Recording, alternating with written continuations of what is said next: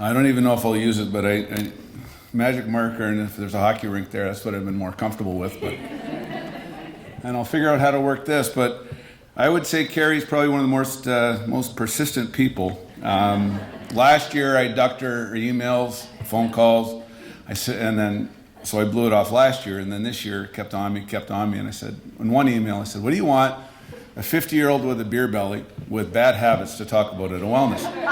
Well, you're a coach. And I said, well, I don't think there are going to be a lot of hockey players here, but if you can bear with me, I think one of the things I'm very fortunate to coach the level in which I coach at, and especially the player. We're getting kids that not only are academic, but they're athletic. You know, when I thought about tonight, do I talk about what do we do in practice? We practice at a very high level 4 days a week. We play 2 to 3 games a week. And it is very demanding. Our kids are under a lot of pressure as well, not just from home, and I'll talk about that with future parents here in a second. But if you look at, we had a boy go to Boston University a few years ago. That's $65,000 US a year he's saving his parents going to Boston University. And our kids are here to attain those scholarships. And on a certain night, there will be pro scouts in the building, college scouts in the building, and they have to perform. So to get these kids all on the same page, there's roughly 22 from all over North America. We keep it really simple because I'm very simple. I need 22 guys to care about one another, to understand what our goals are, and to put the team first. We do not use, I know this is corny, I mean, you have to listen to Mike Babcock, he says all corny stuff and people oogle and ogle over it, but it's we. I'm responsible for these kids. We've had a lot of kids go on and do very well at the highest levels of hockey, but we've had more kids go on and be very successful in all levels of life. And it's not just practicing, it's just not on the ice. This is something that we just do during the week. Am I right, Carrie? Red button? No, the arrow. The arrow. There we go. So this was a Thursday. We get an interesting walk of life. We get kids from all over North America, from all different backgrounds, and we challenge them. We'll have this up. We do this once a week. Every Thursday, we call it E60 Thursday, and I'll talk about E60 in a minute. But we're talking, I've got 4 kids going to Cornell. It's an Ivy League school. So we're talking kids that are a heck of a lot smarter than I was. I played in the Western Hockey League because we didn't have to write a test to qualify to get into that. You know, no SAT. John Wooden is someone that I started reading. I'm not sure if you're familiar with John Wooden. Probably about 5-6 years into my coaching career. I needed to find a mentor. I played at a time when coaching really wasn't all that good.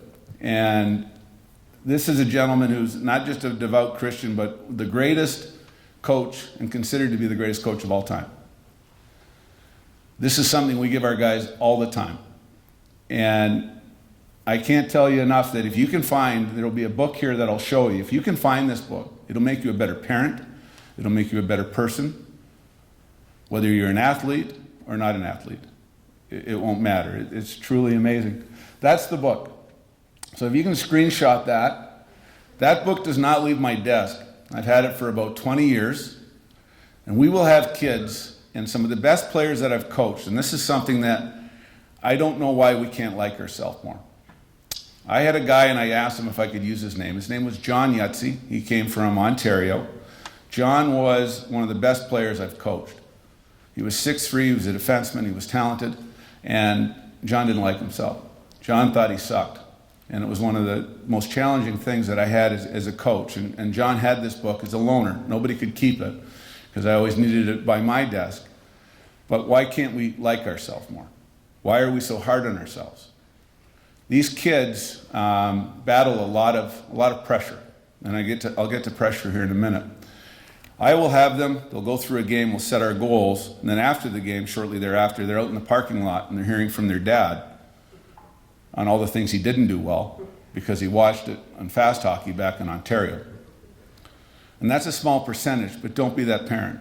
Be the parent that if you have a child in sport, my dad didn't play a lot of sports, but unfortunately there's 2 things he asked me to do: sweat and smile. That's it. Those are 2 things you can control. The other thing he said is there's going to be somebody on the club, on the other club that's like you. Just be better than him. These are principles that we try to give our kids because they're in competition all the time for that scholarship, for that limited spot. They're battling with kids throughout North America. Minor details.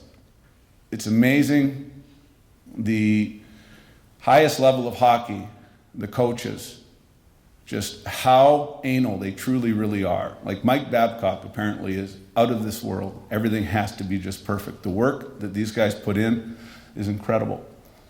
What I like about him, and Vince Lombardi was the other coach everybody would read about. Vince Lombardi was win at all costs. Winning is everything. His is prepare to win, work hard, be positive. If you've done all those things, you win. And these are the things we really give to our kids. This will go up in our dressing room this year, just like that. Steve is the author of the book. These are things we want, and they'll go up in our dressing room. We're doing a lot of painting. So it's so simple stuff. It's simple. We gave our guys this one, I think it was in January. We went 10-1 in January. It was a good month. And they had fun with that. Not as much fun as we had in an election. We had two kids from Texas. One was a Democrat, one was a Republican. That was an interesting chat. But it's true. I mean, we look at things. We just want to make better people, not just better hockey players, better people. Aaron Moser is a guy, and I'm looking at my watch because if I go past 9 minutes, I'm in a lot of trouble. Aaron Moser taught me a lot. This was a player that I coached that took an unfortunate hit and was rendered a quadriplegic. This happened. I was coaching the Nine. What happened in Powell River? They flew him into Vancouver. We chartered a plane, flew out shortly thereafter. Aaron was on a floor with a whole bunch of beds and people in the same position. And I just said, Aaron, how are you doing? And he said, Coach. And it was as plain as day. And if I'm a writer, this would have been in Reader's Digest a long time. He said, Coach, I'm doing a lot better than the guy behind me. As plain and as simple as that. The guy behind him was on a ventilator. It would have been like the Christopher Reeve accident. What I've learned from these kids is taught me. It hasn't been me really teaching them. It's how you deal with adversity. How do you deal when we set goals? I never give our kids, I want you to score 25 goals. I say, I want you to do your best. The pressure they already have on themselves is pretty amazing. You have to sweat, you have to smile. Our guys are involved in the community a lot. They have to learn how to give back. Every Friday, it's a game day. We're at the Catholic church serving up lunch, and our guys loved it. That's a game day. Game days are pretty sacred in our sport, and that's where they learn. They learn to give back, and that's something that we feel we need to provide our guys with. An amazing kid who's on Hockey Night in Canada there. I want, if you take anything, Carrie said, pressured me, they better leave with something, right? Watch this documentary. It's called Survive and Advance. It's about Jim Valvano, a famous coach that led his team to a national championship. He died of cancer. His ESPY speech is considered one of the greatest speeches of all time in sport. JFK's was pretty good too. In summary, I tonight struggled with what was I going to talk about. You know, I'm a coach. I've got not great habits. I'm a large double-double guy. My toughest battle is I can't eat with the kids. The calories that they intake and the sleep is huge. We had the ability to bring in Dr. Len Zakowski. This is a sleep doctor, the Canucks guru from a few years ago that ran the sleep tank down at GM Place, worked with Spain. And sleep is huge. Let the guys nap. Let them do all these things. We have resources. We have some of the best resources available, but let them have fun. There's enough pressure in the game with analytics and how these kids are being monitored and watched with every decision that they make. It's mind-boggling. We try not to give them a lot of that, but make sure you have fun. Because if you're not having fun, you're not successful. You're not going to be a good player if you're not enjoying. And that's the biggest thing. It's what I struggle with when I see kids that don't like themselves. They're hard on themselves. Please detect that young with your children and just get some help and be encouraging. And the power of positivity is huge. And I'll close with this. The other thing I learned, I did a short-term tournament for about 7 to 12 days. And we played 2 exhibition games, lost both. Played 2 games in the tournament, lost both. And it wasn't going so well. Never were we negative. I mean, it was bad. We lost 6-2 to the United States. I got off my elevator, came down. Bob Nicholson's right over here, Hockey Canada, and we just got hammered 6-2 by the U.S. I'm like, I went this way, right? As fast as I could. Well, we ended up winning the tournament.